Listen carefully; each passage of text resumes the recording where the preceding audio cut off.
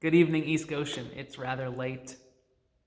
I am recording this video just before the end of December 23rd. That's about the way these Advent reflections have gone the last couple of chapters. But I wanted to make sure that I didn't miss chapter 23 because this is getting to the climax of the Gospel of Luke. Those difficult passages that we read for yesterday find their fulfillment here in chapter 23. Jesus is tried, convicted, and executed, a traitor of the Roman Empire.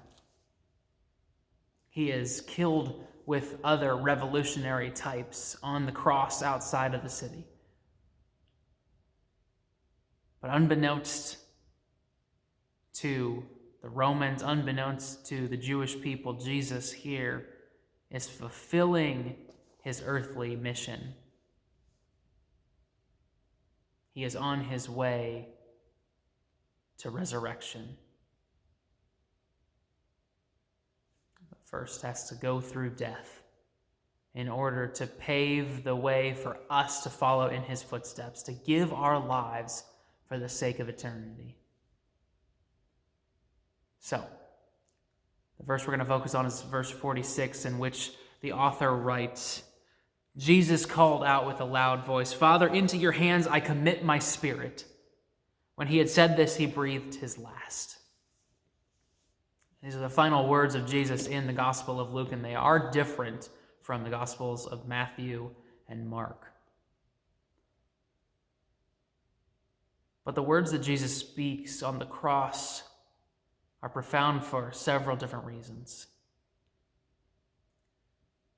First, these are the words of Psalm chapter 31, which at the time that Jesus died would have been read aloud in the worship setting for the Jewish people.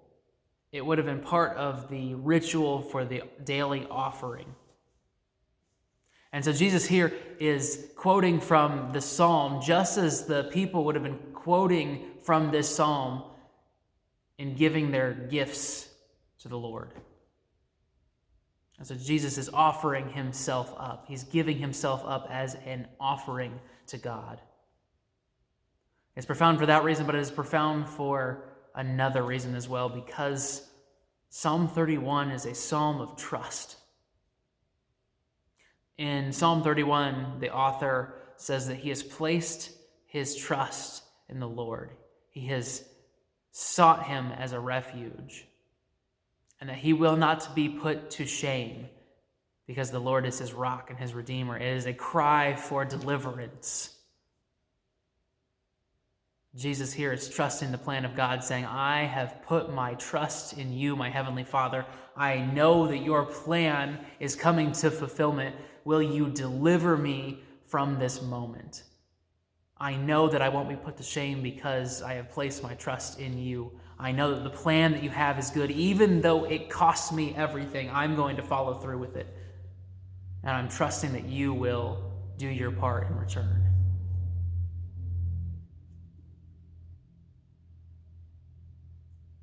It's the ultimate act of self-sacrifice and trust. Because Jesus, the Son of God, steps into the world as a man, lives an exemplary life, lives the perfect life, and goes to the cross for our sake.